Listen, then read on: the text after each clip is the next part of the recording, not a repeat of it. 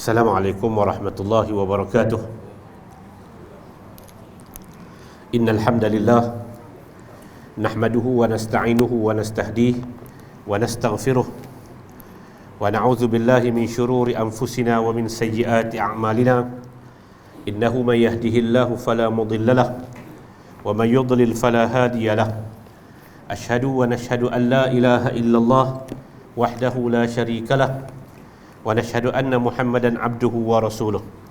Allahumma salli wa sallim wa zid wa barik ala habibina al-Mustafa wa nabiyyina al-Mujtaba Muhammad wa ala alihi wa ashabihi wa tabi'in wa man tabi'ahum bi ihsanin ila yaumiddin, amma ba'd.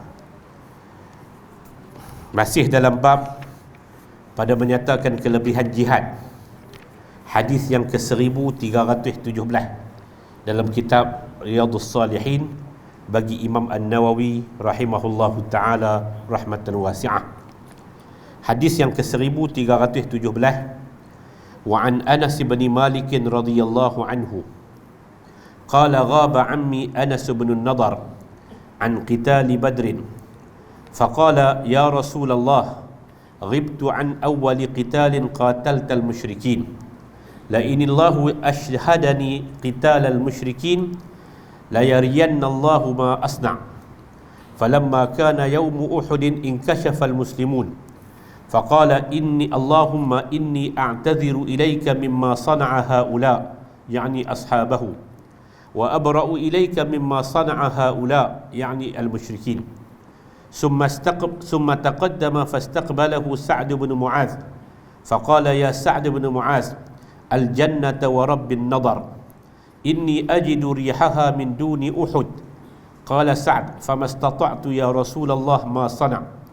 Qala Anas fawajadna bihi bid'an wa samanina darbatan bis-sayf aw ta'natan birumhin aw ramyatan bisahmin wa wajadnahu qad qutila wa massala bihi al-musyrikun fama 'arafahu ahadun illa ukhtuhu bibanah wa bibanihi. Faqala Anas كنا نرى أو نظن أن هذه الآية نزلت فيه وفي أشباهه من المؤمنين رجال صدقوا ما عاهدوا الله عليه فمنهم من قضى نحبه إلى آخرها.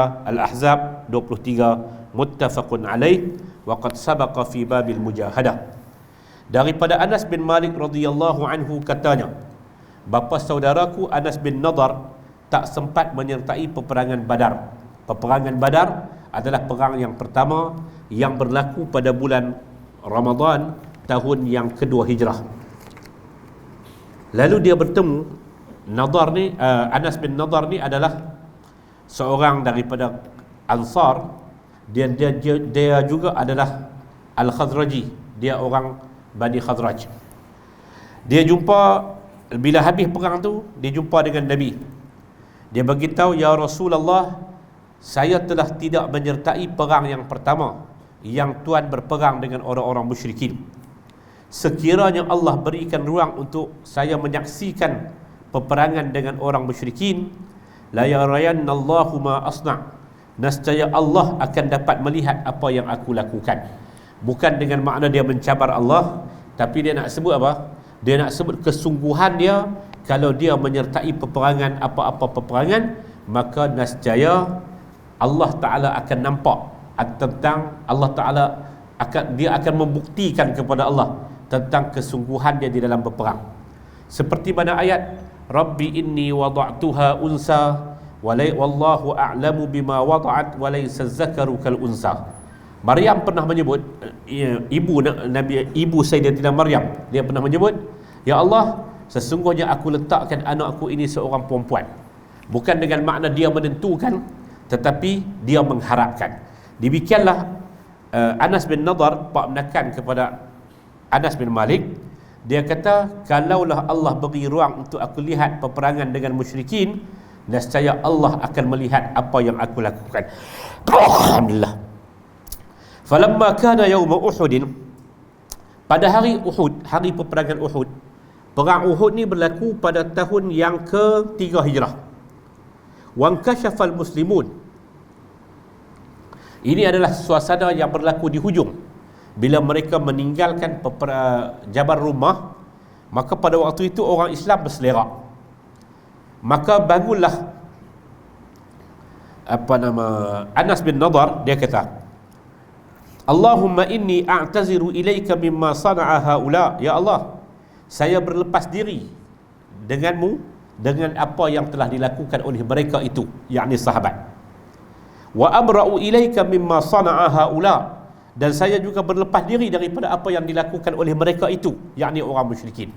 Orang musyrikin main serang Nabi pun saya tak masuk campur, saya tak mau duduk bersama dengan mereka. Orang Islam yang lari daripada peperangan itu, yang lari daripada Jabal Rumah itu pun saya berlepas diri daripada mereka. Summa taqaddama, kemudian dia pergi ke depan, dia jumpa dengan Sa'ad bin Mu'az. Dia kata kepada Sa'ad bin Mu'az, Al-jannata wa rabbin nadar, syurga dan demi Tuhan An-Nadar. Tuhan kepada, berujuk kepada Allah Azza wa Jalla, Tuhan kepada ayah dia. Sesungguhnya saya dapat mengecium bauan syurga. Lalu Sa'ad kata, lepas tu Sa'ad bin Mu'az radhiyallahu anhu, dia bagi komentar, dia kata, famastata'tu ya Rasulullah ma sana', saya tak mampu buat apa yang dibuat oleh Anas bin Nadar. Kata Anas bin Malik pula, fawajadna bihi bid'an wa samanina darbatan bis-sayfi, bila dia dah mati, kami dapati di badannya ini ada 80 lebih daripada tikaman-tikaman dengan pedang ataupun tusukan dengan anak panah. Wa wajadnahu qad qutil, kami dapati dia telah terbunuh, telah syahid. Tidak ada siapa pun yang dapat mengenalinya melainkan saudara perempuannya. Kata Anas, kunna nara, kami berpandangan, aw nazunnu, ataupun kami sangka. Ayat yang ke-23 surah Al-Ahzab ni diturunkan tentang Anas bin Nadar dan orang yang seumpama dengannya. Ayatnya berbunyi, minal mu'minina rijalun sadaqu ma ahadullaha alaih, faminhum man qada nahbah wa minhum man yantazir wa ma baddalu tabdila. Di kalangan orang-orang yang beriman itu ada pejuang-pejuang yang membenarkan janjinya dengan Allah. Di kalangan mereka ada orang yang telah menunaikan janjinya. Dan kata Anas bin Malik, dia kata, saya sangka dan saya berpandangan ayat ini diturunkan tentang seorang yang kita namakan, yang dalam riwayat ini dinamakan sebagai Anas bin Nadar. Okey, itu hadisnya. Ceritanya macam ni. Nak cerita tentang kelebihan syuhada, kelebihan jihad. Anas bin Nadar ni dia tak menyertai perang yang pertama. Dia kata bila dia tak sertai perang yang pertama, kerana perang yang pertama tu kita tahu asas dia Nabi keluar bukan nak perang. Nabi keluar nak ambil balik barang Nabi SAW dan barang orang-orang muslimin yang telah berhijrah daripada Mekah, dan barang mereka itu dirampas oleh orang-orang musyrikin. Nak ambil balik. Abu Sufyan waktu tu dia belum Islam, dia tahu. Maka dia buat rancangan untuk hantar tentera. Maka orang Islam ni dia ajak, bila disuruh untuk berperang ataupun bila berdepan dengan tentera, berdepan dengan pasukan musuh, mereka pun berperang. Okey. Berlakulah di lembah Badar, di peperangan Badar. Dia tak sertai perang tu kerana sikit saja orang yang ikut dalam peperangan tersebut. Dia kata kat Nabi, ya Rasulullah, saya tak pernah perang lagi dengan orang musyrikin. Saya terlepas perang kali ini. Kalaulah Allah Ta'ala berikan kepada saya untuk menyaksikan peperangan dengan orang musyrikin, nescaya Allah akan tengok apa yang saya nak buat.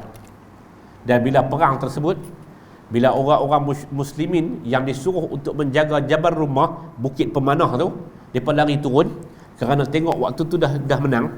Mereka lari turun. Akhirnya Khalid bin Walid yang masa itu belum Islam, dia buat satu pusingan, dia buat satu serangan hendak. Dan pada waktu itulah Anas bin Nadar ni dia kata aku dah nampak Kaabah, minta maaf, aku dah nampak syurga, aku dah bau-bauan syurga.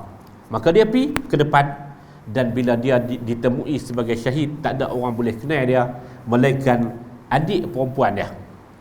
Bila dibawa mai, kata Anas bin Malik tentang bapa saudaranya Anas bin Nadar, terdapat 80 lebih daripada tikaman-tikaman yang ada di badannya. Anas bin Malik memberi komentar. Dia kata ayat yang Allah Ta'ala menghargai orang yang beriman, yang berjihad pada jalannya ini, ayat 27 surah Al-Ahzab ini, itu 23 surah Al-Ahzab ini, itu merujuk kepada Anas bin Nadar dan orang yang seumpama dengan Anas bin Nadar. Hadis yang kedua, wa an Samurata radhiyallahu anhu qala Rasulullah sallallahu alaihi wasallam ra'aitu al-lailata rajulaini atayani fasa'ada bi al-shajarah فأدخلني دارا هي أحسن وأفضل لم أرى قط أحسن منها قال أما هذه الدار فدار الشهداء رواه البخاري وهو بعض من حديث طويل فيه أنواع العلم سيأتي في باب تحريم الكذب إن شاء الله تعالى. Daripada Samurah radhiyallahu anhu katanya, telah bersabda Rasul sallallahu alaihi wasallam, saya telah melihat pada malam tadi dua orang lelaki yang mendatangi saya. Lalu dibawa saya, diduduk di satu tempat yang tinggi daripada pokok. Fa'adkhalani, lalu saya dibawa fasa'idal bias syajar, mereka ragat pokok tu, dan mereka memasukkan saya ke dalam satu rumah. Hiya ahsanu wa afdal. Rumah itu rumah yang paling baik dan paling lebih, paling ada kelebihan. Saya tak pernah melihat rumah yang secantik rumah tersebut. Qala, keduanya berkata, amma hadhihi dar fadarus syuhada. Adapun rumah ini, itu adalah rumah syuhada. Hadis ni dalam hadis yang panjang, sebahagian daripada hadis yang panjang, yang kata Syekh, kata Imam An-Nawawi, dalam bab mengharamkan pengharaman pendustaan itu akan dibawa dan dijelaskan tentang hadis ini insya-Allah. Dalam Dalilul Falihin syarah ni, dia kata dua orang lelaki itu merupa di atas dua orang lelaki, dan mereka itu falamma tabayyana ba'da annahuma Jibril wa Mikail. Dua lelaki itu adalah Jibril dan Mikail. Dimasukkan ke dalam rumah. Dimasukkan ke dalam rumah yang cukup baik. Katanya keduanya berkata, amma hadhihi dar fadarus syuhada. Adapun rumah ini, maka rumah ini adalah rumah syuhada. Nak tunjuk tentang apa? Nak tunjuk tentang kelebihan kepada para syuhada. Orang yang berjihad pada jalan Allah akan ditentukan kepada mereka satu rumah di dalam syurga. Wallahu ta'ala a'lam bis-shawab. Hadis yang ketiga untuk malam ni, semua ni tentang kelebihan berjihad. Wa an Anas radhiyallahu anhu anna Ummar Rabi' bin Barra binti Barra أن أم الربيع بنت براء وهي أم حارثة بن سراقة أتت النبي صلى الله عليه وسلم فقالت يا رسول الله ألا تحدثني عن حارثة وكان قتل يوم بدر فإن كان في الجنة صبرت وإن كان غير ذلك اجتهدت عليه في البكاء فقال يا أم حارثة إنها جنان في الجنة وإن ابنك أصاب الفردوس الأعلى. Dalam hadis yang ketiga ini disebut Anas bin Malik.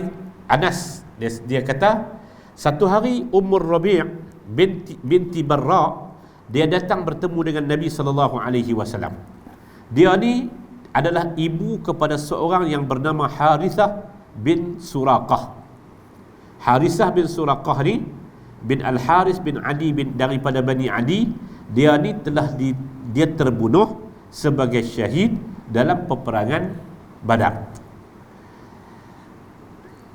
Lalu kata ibu kepada Harithah ni, Harithah bin Suraqah, nama dia Ummur Rabi' binti Barra. Dia kata kat Nabi, ya Rasulullah, wahai Rasulullah, boleh tak tuan ceritakan kepada saya apa dia cerita Harithah, apa keadaan Harithah lari? Dia telah terbunuh pada hari Badar. Kalau sekiranya dia di dalam syurga, sabartu, aku akan bersabar. Dengan makna aku tahu tentang kelebihan dia dan kedudukan dia yang tinggi dalam syurga, aku akan sabar. Sekiranya dia duduk Wa in kana ghaira zalik, kalau sekiranya dia bukan duduk dalam syurga, sekiranya dia bukan duduk dalam syurga, maka kata dia, ijtahadtu alaihi fil buka, aku akan menangis tambah-tambah lagi. Aku akan menangis bertambah-tambah lagi. Qala al-Khattabi, aqarraha an-nabiy sallallahu alaihi wasallam ala hadha fayu'khadhu minhu al-jaz. Kata al-Khattabi, Nabi sallallahu alaihi wasallam tak kata apa, maka menunjukkan bahawa menangis seadanya itu dibolehkan. Tapi kalau dia kata dia nak meratap, maka ratapan itu adalah perkara yang telah diharamkan. Perkara yang telah diharamkan. Dan ada juga pandangan menyatakan ratapan itu diharamkan setelah perang Uhud. Adapun pada perang Badar, pada ketika itu ratapan itu tidak diharamkan lagi. Wallahu ta'ala alam. Jadi dia tanya kat Nabi, macam mana keadaan anakku Harithah? Kalau dia duduk dalam syurga, aku nak sabar. Sekiranya dia duduk dalam selain daripada syurga, dia tak sebut neraka, dia sebut wa in kana ghaira zalika, kalau dia tak yang macam demikian itu, yakni dia bukan duduk dalam syurga, ijtahadtu alaihi al-buka, aku nak menangis sungguh-sungguh atas kematian dia. Okey. Nabi sallallahu alaihi wasallam kata kat dia, ya umma Harithah, wahai ibu kepada Harithah, innaha jinanun, sesungguhnya syurga itu jinan. Jinan ni maksud dia ada banyak pintu. Jannatun kathirah, jamak kepada jannah itu adalah jinan. Sesungguhnya syurga ni ada pintu yang cukup banyak. Pintu yang cukup banyak. Wa inna ibnaki, dan anak kamu ni asabal firdausal a'la, dia telah mendapat syurga firdaus yang paling tinggi. Yang dikatakan syurga firdaus itu adalah syurga yang terhimpun padanya segala kebaikan. Cerita seorang ibu yang anak dia terbunuh, anak dia syahid dalam peperangan Badar. Dia mai jumpa dengan Nabi. Dia tanya kepada Nabi, sebenarnya macam mana kedudukan anak aku? Duduk dalam syurga ke macam mana ke? Kalau dah masuk syurga, aku nak bersabar. Kalau selain daripada syurga, aku nak menangis sungguh-sungguh lagi. Nabi kata, innal jannata jinanun, innaha jinanun fil jannah, sesungguhnya syurga ni jinan. Dia ada syurga, dia bukan satu, dia banyak-banyak. Ada syurga ni ada macam-macam pintunya. Dan anak kamu, dia telah mendapat, dia telah diberikan kepadanya syurga firdausal a'la, syurga yang paling tinggi daripada firdaus. Nabi SAW sebut, Iza sa'altumullaha fas'aluhu al-firdaus, innaha awsatul jannah wa a'lal jannah wa arahu fawqal arshir rahman wa minhu tafajjara anharul jannah. Hadis diriwayatkan oleh Imam Bukhari. Nabi SAW kata, bila kamu nak minta kepada Allah Ta'ala, mintalah syurga firdaus. Sesungguhnya dia adalah awsatul jannah, syurga yang paling baik, wa a'lal jannah, syurga yang paling tinggi. Syurga yang paling tinggi. Dan daripada syurga firdaus inilah tafajjarul anharul jannah, akan terbitnya ayak-ayak sungai daripada sungai-sungai syurga. Kan kita baca, bila kita baca sebagai contoh dalam surah Al-Bayyinah, jannatu adnin tajri min tahtihal anhar. Bila Allah Ta'ala gambarkan syurga, Allah Ta'ala akan gambarkan sungai. Apa di antara keindahan syurga ni? Keindahan syurga, di bawahnya itu akan mengalir air-air, akan mengalir sungai-sungai. Okey, akan mengalir sungai-sungai. Daripada mana sumber sungai-sungai dalam semua syurga itu? Itu adalah daripada syurga firdaus. Nabi kata kat kita, iza sa'altumullaha fas'alul firdaus, kalau kamu minta kepada Allah syurga, kamu nak minta kepada Allah, mintalah syurga firdaus. Sebab tu ramai orang kritik, ramai para sarjana kita kritik, orang sebut kata itu adalah syair munajat Imam Asy-Syafi'i. Sebenarnya Rabi'ah Al-Adawiyah kan, ilahi lastu lil firdausi ahla wala aqwa ala narin jahimi fahabli taubatan waghfir zunubi fa innahu la yaghfiru zunuba illa an. Tuhanku, aku tidak layak untuk syurgamu. Daripada awal ni. Dan ada orang sufi yang menyebut kata jangan minta syurga. Sedangkan baginda Nabi sallallahu alaihi wasallam menyebut apabila kamu nak minta dekat Tuhan, maka mintalah syurga al-firdaus. Allahumma inni as'aluka al-firdausal a'la. Ya Allah, bagilah kepada aku syurga firdaus yang paling tinggi. Walaupun kita tahu kata kita tak layak, walaupun kita duk berasa kata kita tak layak, tetapi sebenarnya syurga firdaus al-a'la, syurga firdaus al-a'la ini adalah syurga firdaus yang paling tinggi yang Nabi sallallahu alaihi wasallam suruh kita memintanya. Jadi bila Ummu Harithah ni, mak kepada Harithah ditanya, macam mana kedudukan anakku? Nabi kata syurga ni ada bertingkat-tingkat, dan syurga ini yang paling baik daripada syurga ini adalah syurga firdaus, dan anak kamu berada dalam syurga firdaus. Hadirin mukminin rahimakumullah. Masih dalam bab kelebihan jihad. Hadis yang seterusnya,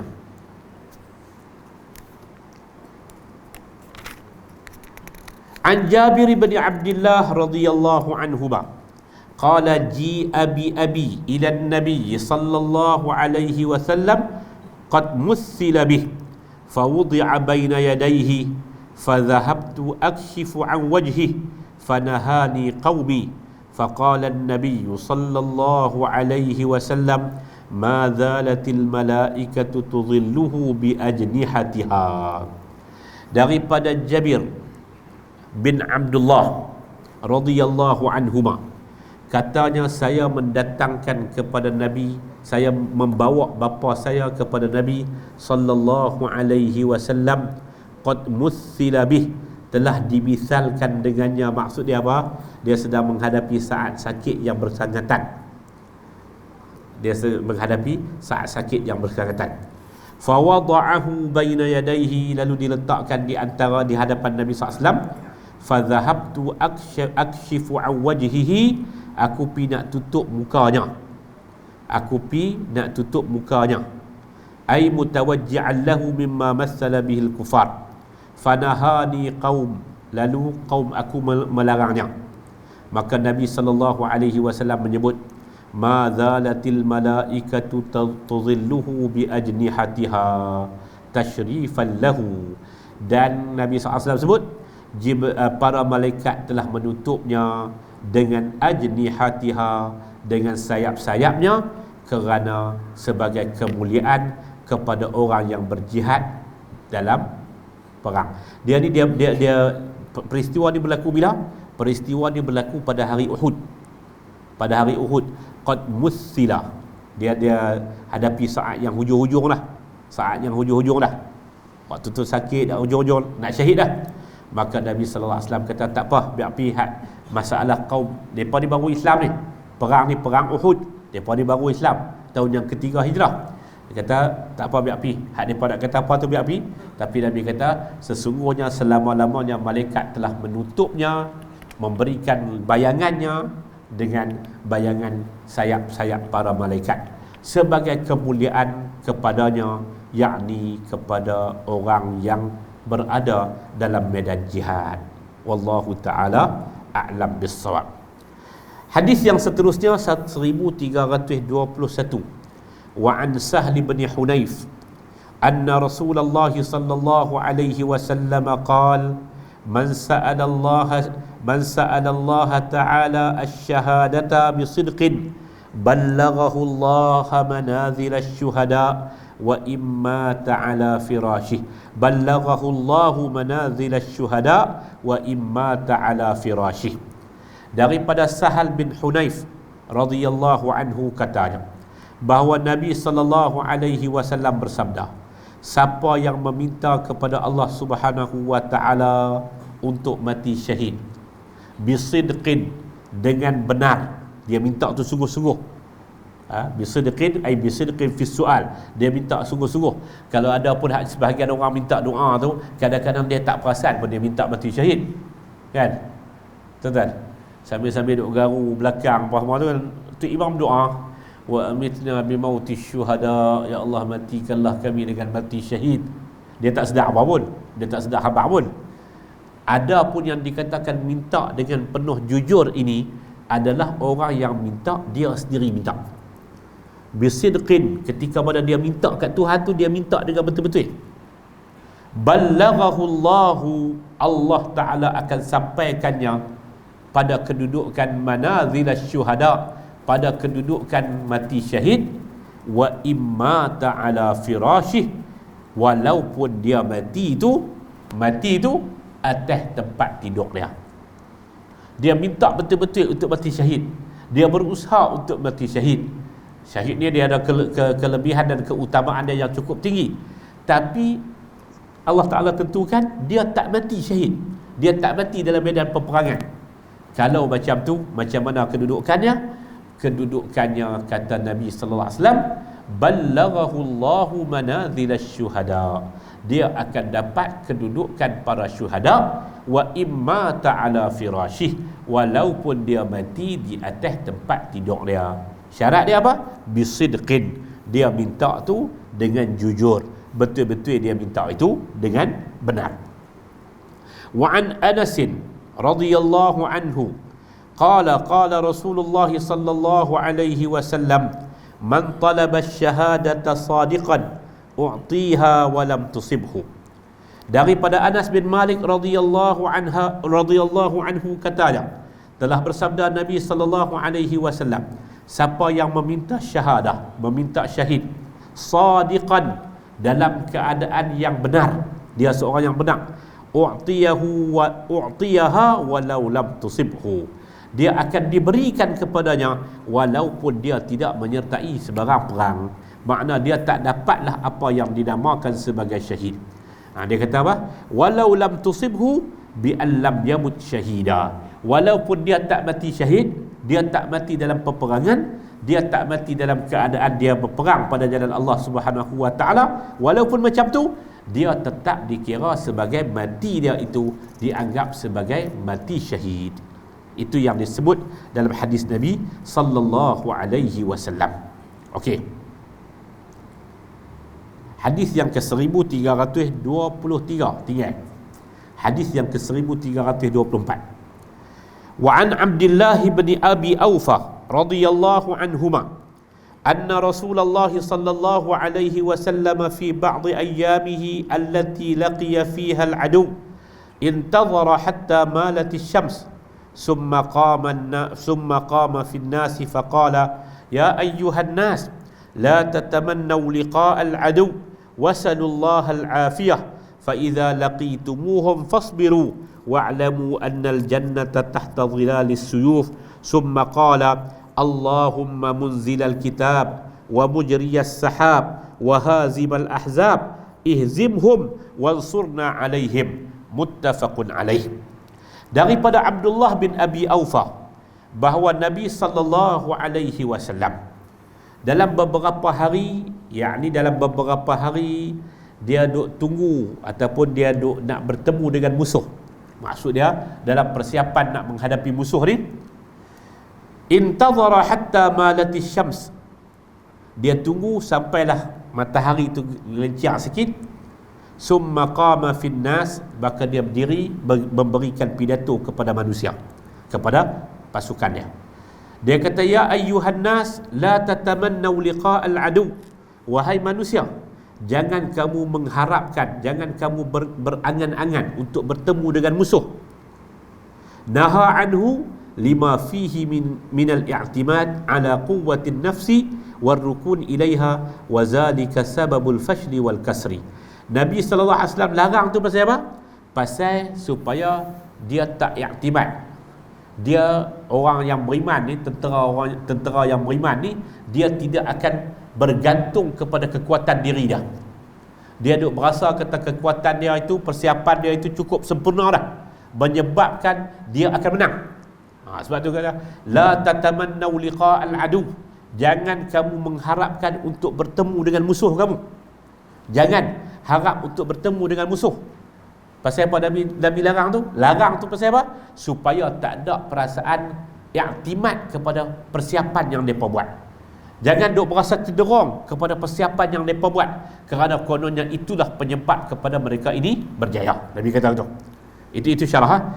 Kemudian Nabi kata was'alullahal afiyah, mintalah kepada Allah Subhanahu wa taala al-afiyah. Apa makna al-afiyah ni? As-salamatu min jami'il muallimati wal mukhalafat. Selamat daripada segala perkara-perkara yang menyakitkan dan perkara-perkara yang bertentangan. Itu afiyah. Afiyah tu sehat.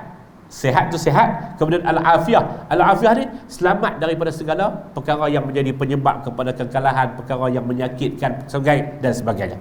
Nabi kata, jangan kamu duk berangan-angan untuk bertemu dengan musuh. Was'alullahal afiyah, mintalah kepada Allah Subhanahu wa taala akan afiyah. Fa iza laqitumuhum, kalau kamu dah jumpa dengan musuh, fasbiru, maka sabarlah. Wa'lamu annal jannata tahta dhilalis suyuf, ketahuilah sesungguhnya syurga itu berada di bawah zilalis suyuf, di bawah bayangan pedang. Hadirin mukminin rahimakumullah, apakah dimaksudkan kata dengan ayat ini, dengan perkataan ini, Islam suruh kita berperang dalam semua keadaan? Tidak. Tapi dalam keadaan kita telah berada pada medan perang, kita berada pada medan perang, orang-orang yang berada dah pada medan perang, maka pada waktu itu syurga bagi mereka adalah di bawah bayangan syurga, di bawah bayangan kilatan pedang. Bagi siapa? Bagi orang yang telah memang dia ditentukan kepada dia untuk berperang. Islam ni dia bukan semua keadaan perang. Islam ni ada keadaan dia ketika yang aman, ketika yang damai. Ada ketika yang perang. Perang ni pasal apa? Allah Taala kata apa? Uzina lilladzina yuqataluna bi annahum zulimu. Dibenarkan kepada orang-orang yang beriman ini untuk mereka itu bangun berperang apabila mereka dizalimi. Sebab tu Nabi bila dia pergi perang di mana-mana pun 27 kali tu, dan dalam banyak syariah peperangan yang Nabi tak sertai, semuanya Nabi bagi tawaran dulu. Okey, hampa serah diri. Kalau hampa tak serah diri, maka kita berlaku perang. Aslim taslam. Islamlah dulu kamu, barulah kamu akan selamat. Kemudian ada perbincangan tentang jizyah dan sebagainya. Islam pun bukan nak perang, tapi kalau dah duduk dalam medan perang, ketahuilah, wa'lamu, ketahuilah sesungguhnya syurga itu berada di bawah kilatan pedang. Kerana orang yang lari daripada perang ni tuan-tuan, dia salah satu daripada 7 dosa besar yang susah nak diampunkan. Apa dia salah satu dia? Wattawalli yaumaz zahfi. Nabi kata ijtanibu sab'al mubiqat, jagalah diri kamu jangan terjebak dalam 7 dosa yang menghancurkan. Al-muhlikat, al-mubiqat ay al-muhlikat. 7 syirik apa semua. Dan Nabi sebut salah satu dia wattawalli yaumaz zahfi, lari daripada perang. Orang yang dah duduk di medan lari daripada perang. Ini cerita yang Nabi kata wa'lamu annal jannata tahta dhilalis suyuf, ketahuilah sesungguhnya syurga itu berada di bawah kilatan pedang bagi orang yang telah berada di medan perang. Summa qala, kemudian Nabi SAW bersabda dengan berdoa, Allahumma munzilal kitab, ya Allah Tuhan yang menurunkan Alkitab, Al-Quranul Karim, wa mujriyas sahab, Tuhan yang menjalankan awan, wa hazimal ahzab, dan Tuhan yang menghancurkan tentera al-ahzab, ihzimhum, hancurkanlah mereka, wansurna alaihim, dan menangkanlah kami ke atas mereka. Doa ni tuan-tuan, doa tengah perang. Tadi saya dengar khutbah tadi ni, boleh tak? Parlimen dah bubar, dah masuk sikit. Saya dengar khutbah tadi ni, dia baca doa ni, Allahumma munzilal kitab wa mujriyas sahab wa hazimal ahzab, ihzimhum, hancurlah mereka. Siapa yang Nabi minta untuk hancur tu? Tentera al-ahzab, ataupun orang yang sama dengan tentera al-ahzab dengan makna kafiah dan sebagainya. Pertembungan sekarang ni adalah pertembungan campuran semua. Dan ni 20 hari bulan ni, sementara nak sampai 19 hari bulan ni, kita masih ada sebulan lebih kurang ni tuan-tuan. Tuan-tuan, dia mainlah gabungan mana pun ada semua. Dia kata tadi khutbah tadi dia sebut Saya kenal dia pun kenal saya. Khatib tu bukan di kampung saya, di luar Korea. Dia kata kena pilih gabungan orang yang berakidah dengan akidah Islam. Gabungan yang orang berakidah dengan akidah Islam. Siapa dia? Lah ni semua gabungan, ada orang Islam dan ada orang yang bukan Islam. Semua gabungan ada lah. Lepas tu dalam khutbah yang kedua pula dia baca ayat ni pula. Dia baca hadis, dia baca doa ni pula. Allahumma munzilal kitab wa mujriyas sahab wa ya hazimal ahzab, wahai Tuhan yang menghancurkan tentera al-ahzab, ihzimhum, hancurlah mereka daripada kalangan barisan dan pakatan.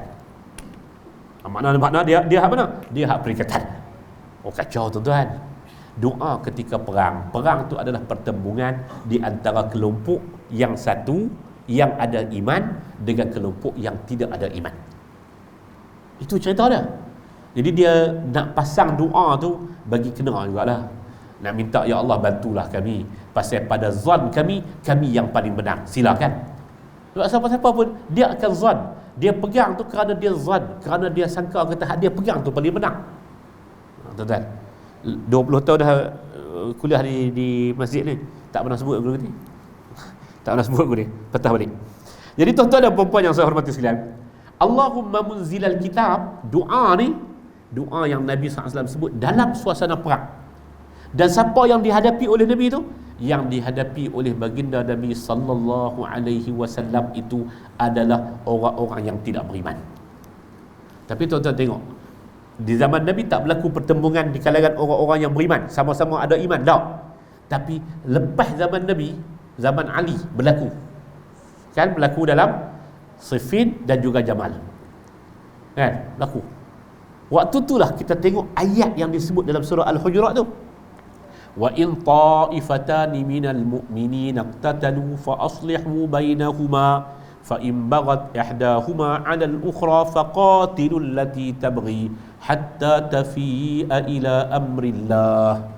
Allah Ta'ala kata apabila berlaku pertembungan ta'ifatani minal mu'minin, dua golongan daripada kalangan orang yang beriman, dua-dua beriman.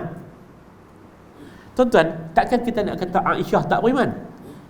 Takkan kita nak kata Az-Zubair tak beriman? Ni orang-orang yang berada dalam kedua-dua kelompok ni. Ammar bin Yasir, orang-orang ni adalah orang yang ada iman.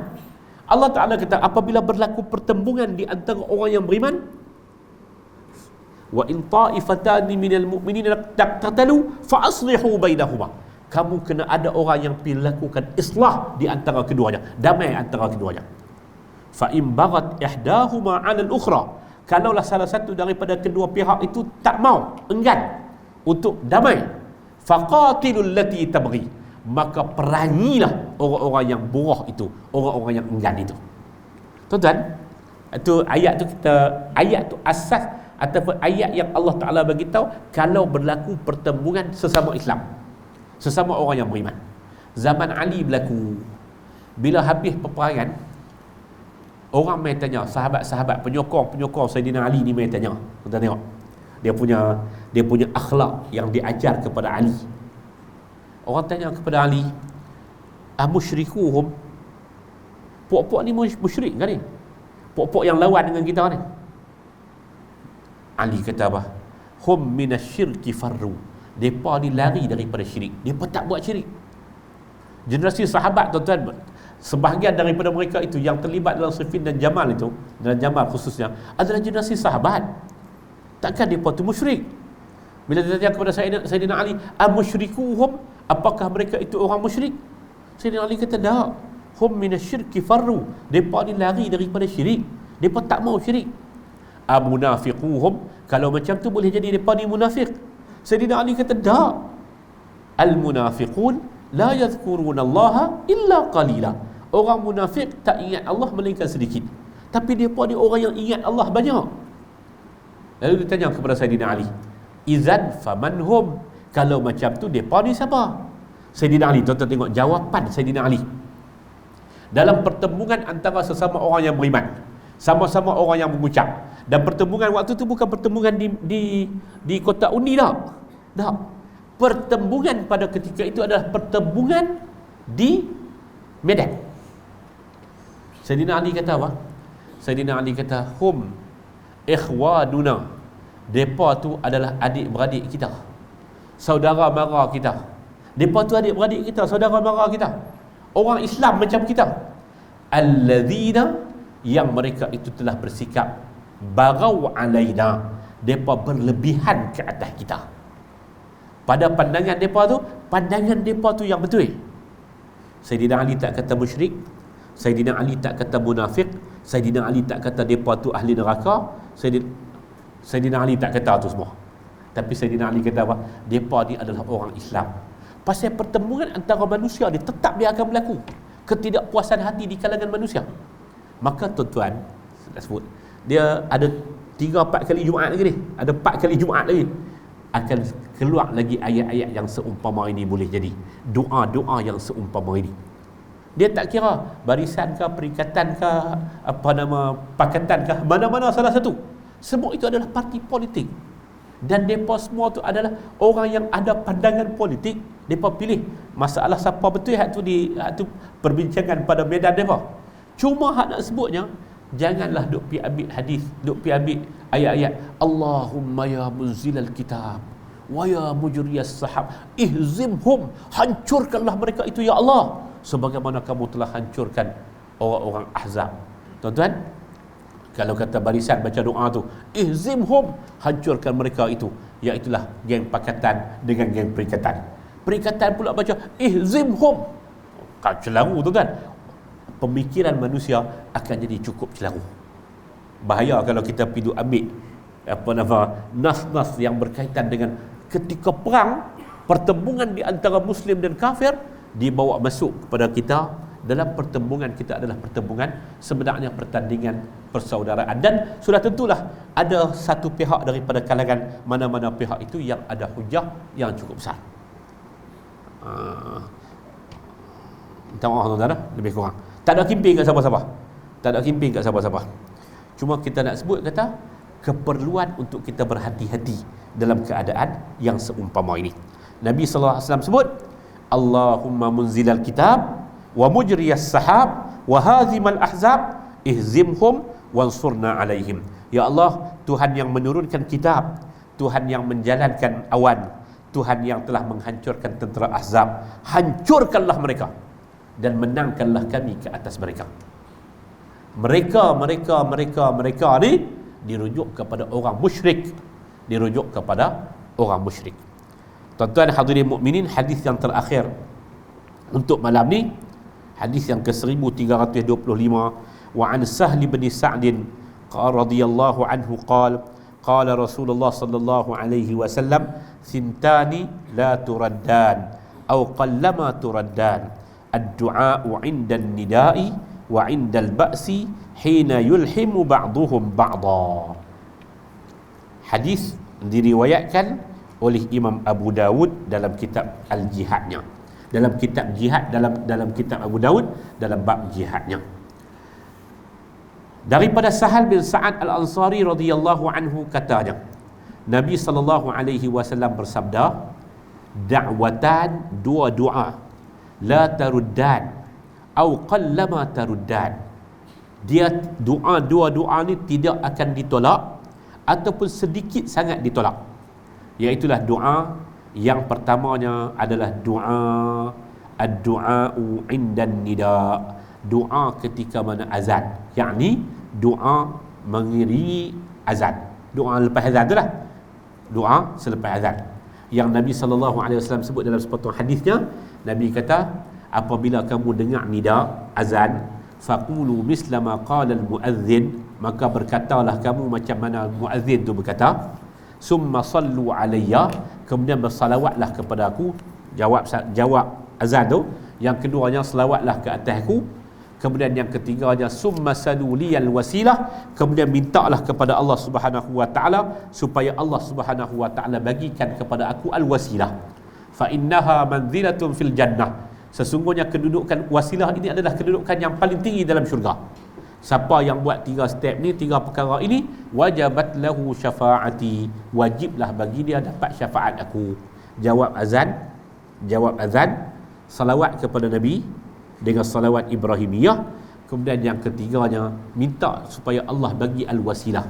Allahumma rabb hazihi ad-da'wati Allahumma rabb hazihi ad-da'wati at-tammah was-salatil qa'imah ati Muhammadanil wasilah. Ati Muhammadanil wasilah. Ya Allah, berilah kepada Muhammad itu al-wasilah. Al-wasilah tu apa? Nabi kata fa innaha manzilatun fil jannah. Dia adalah kedudukan yang paling tinggi dalam syurga. Buat 3 perkara ni, wajabat lahu syafaati, wajiblah bagi dia untuk mendapat syafaat daripada aku, kata Nabi sallallahu alaihi wasallam. Itu yang pertama. Wa indal ba'si, yang keduanya, ketika mana berada dalam perang, ketika mana sebahagian daripada mereka berusaha untuk membunuh sebahagian yang lain, yakni duduk dalam keadaan perang. Doa ketika mana duduk dalam keadaan perang, dan doa ketika mana doa selepas azan. Dua doa ni sintani la taruddan au qallama taruddan. Dua doa ni tidak akan ditolak. Minta doa kepada Allah Subhanahu wa taala. Yang pertama doa indal azan, doa selepas azan tu, dan yang keduanya doa ketika mana indal ba'si, ketika mana al-ba'si ay al-harbi, ketika mana duduk dalam perang. Ketika mana duduk dalam perang. Perang ni dia berlaku di antara kelompok sama ada burah ataupun kelompok yang kufur, kelompok yang kafir ke atas kelompok yang beriman di sisi Allah Subhanahu wa taala. Jadi tuan-tuan hadirin mukminin rahimakumullah, hadis-hadis kita pada malam ini, hadis-hadis yang kita baca pada malam ini adalah hadis yang menyebut tentang fadilat jihad. Dalam sebahagian keadaan, jihad itu dirujuk kepada perang. Kita sebut dalam muqaddimah bab ni antara bab yang panjang, hadis dia lebih daripada 40 hadis yang dibawa oleh Al-Imam An-Nawawi dalam bab ni. Tuan-tuan, hadis ketika muqaddimah bab jihad ni, kita berjihad ni kita dah sebut. Tuan-tuan, jihad dan qital dua benda yang berbeza. Kita jangan letakkan dia dalam satu ragam. Perang satu pasal, perang itu adalah sebahagian daripada jihad. Tapi bila sebut kata jihad, jihad tu bukanlah membawa makna perang semata-mata. Sebab dia jihad tu makna dia kesungguhan. Sebab itulah Nabi SAW sebut apa? Orang yang bantu para armalah. Orang yang bantu para armalah. Orang armalah dia adalah janda. Janda yang kematian suami, dia membesarkan anak dia dan sebagainya. Orang yang membantu as-sa'i 'alal armalati. Orang yang bantu para janda ini kal mujahidi fi sabilillah, dia akan dapat pahala sebagaimana orang yang berjihad pada jalan Allah. Dan dalam banyak keadaan yang lain juga Nabi SAW sebut orang yang keluar belajar. Ni adik-adik kita yang belajar kan, Nabi SAW sebut man salaka tariqan yaltamisu fihi ilman sahhalallahu lahu tariqan ilal jannah. Siapa yang keluar menempuh satu perjalanan untuk dia mendapat ilmu, Allah Ta'ala akan memudahkan jalannya untuk ke syurga. Sebahagian daripada jihad adalah jihad ilmu. Jadi bila kita baca, kita sebut jihad tu, kecuali kita sertakan dengan perkataan qital, dengan kita kata perang. Perang tu barulah dia membawa makna perang. Tapi kalau jihad dengan makna yang umum, itu adalah kesungguhan, kerja buat untuk meninggikan Islam dan sebagainya. Itu semua adalah termasuk dalam kalangan jihad.